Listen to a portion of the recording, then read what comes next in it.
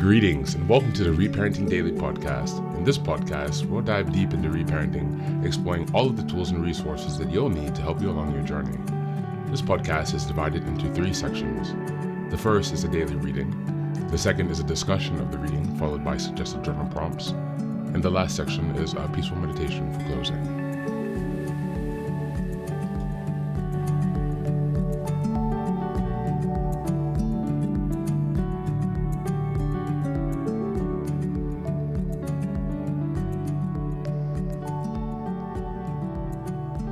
Good morning, good afternoon, and good evening from whenever and wherever you're joining us.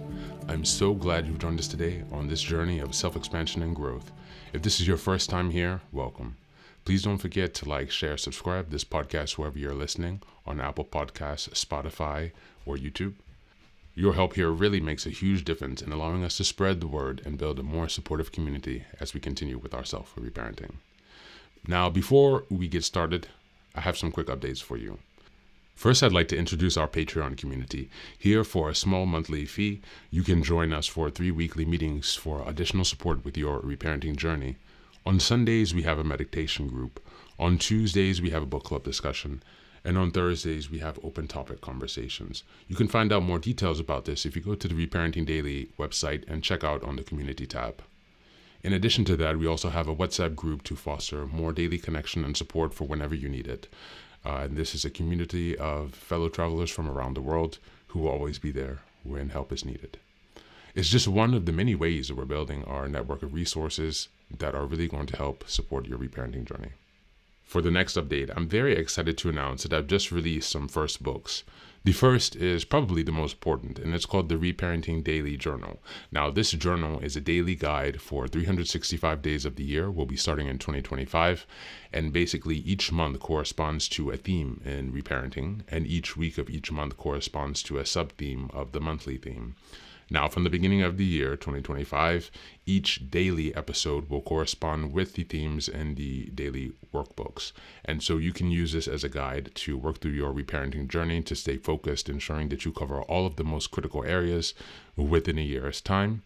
And again, this will be aligning up with the podcast, so you can use both of these to make a more engaging and interactive experience. This is ensuring that you really book progress on your reparenting journey. The next set of books I've written is called Fairy Tales for Reparenting. This is a collection of 3 books that contain short stories or fairy tales inspired from Jungian analysis, mythology, philosophy, and psychology that really is targeted to helping you connect to your inner child. And so these stories are very short. They're not very long. They're written in a very simple manner so that it's not too taxing on you, so you can more easily connect with the joy and fun of your inner child. More interestingly, however, is that at the end of each story, there's an analysis section that really analyzes the main themes and concepts within each story to provide encouragement and inspiration. Additionally, you will find corresponding journal prompts after each story and each analysis section to help you reflect deeper on how the themes of each fairy tale can be reflected and correspond to your own personal journey as you work towards self-expansion. You can find all of these books now available on Amazon, so go ahead and give us a look and give us some support. And as I've mentioned before, this entire process of reparenting and self-expansion is really about growth, iterative change, and continuous improvement. Much like the process of nurturing the bonsai tree, our reparenting journey requires our consistency and care. So many thanks for being here and for supporting this project, and also to committing on your journey of self-expansion. Now, without further ado, let's dive into today's practice. Today, we're reading from the 11 Parent Guidebook. This is an ACA literature. This is a reminder we are in January. The theme is self-awareness and self-reflection. And we're in week 2. The theme is identifying emotional triggers. This is the 2nd day. From distorted thinking to clarity. This is a meditation prayer. May I learn to restructure my distorted thinking one day at a time and reach out for support when needed. May I have the wisdom to see clearly. Most people experience distorted thinking from time to time. But dysfunctional environments reinforce this tendency. Our caregivers operated from distorted thinking that clouded reality, and we learn to do the same, often as a way to cope with the dysfunction around us. Distorted thinking describes thought patterns that cause us to view reality inaccurately, and either interpret events through a negative lens or put a rosy outlook on them.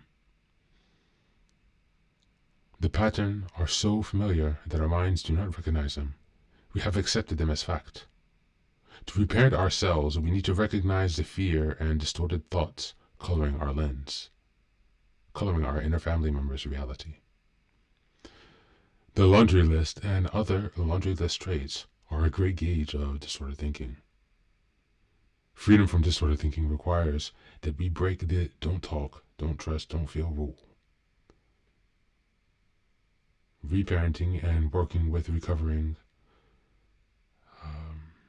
from dysfunctional family can help us to make dramatic changes in our thinking. While the critical parent can be the primary source of distorted thinking, our inner child and inner teenager can also get caught up in that story or think in distorted ways. By helping our inner family members have a more perspective and feel more secure, these patterns gradually fade away, allowing us to live with clarity and serenity. Thank you. That's the reading for today.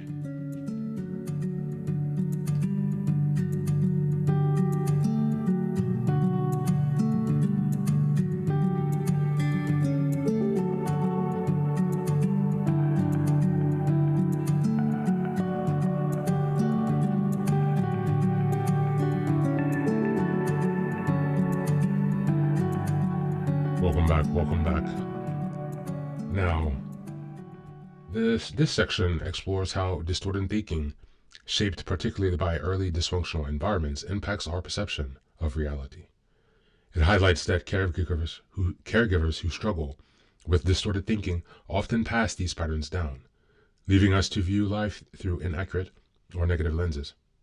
Reparenting involves recognizing these distorted thoughts and understanding their origins and trauma.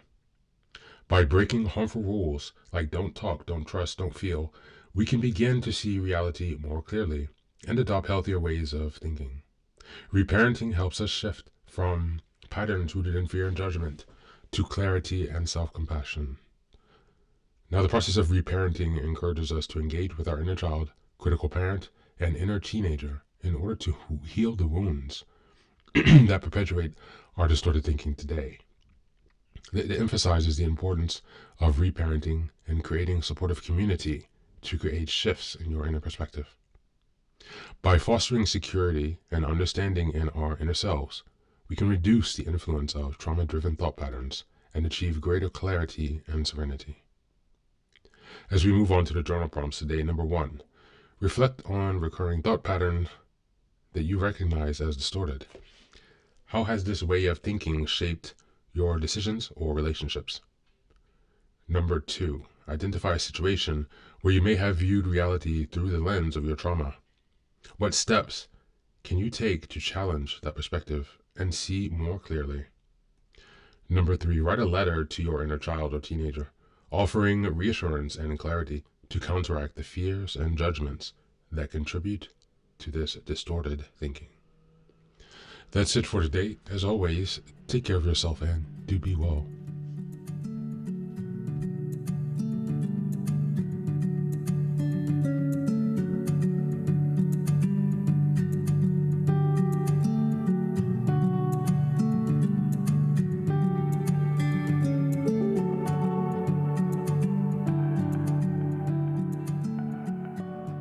Welcome back. Now, this is the third and final section of the daily podcast. This is your silent meditation. Please find a place where you can be comfortable and undisturbed, where you can relax and spend some time with yourself for this 10-minute meditation. You can choose to be sitting, standing, lying, whatever makes you comfortable today. Listen to yourself. And next, be sure that you are taking some time to be with your breath, to connect with your body. Don't be disturbed by your thoughts. Allow them to pass and just observe. Do not engage. And use this time to connect with yourself, whatever time of day you're listening to this.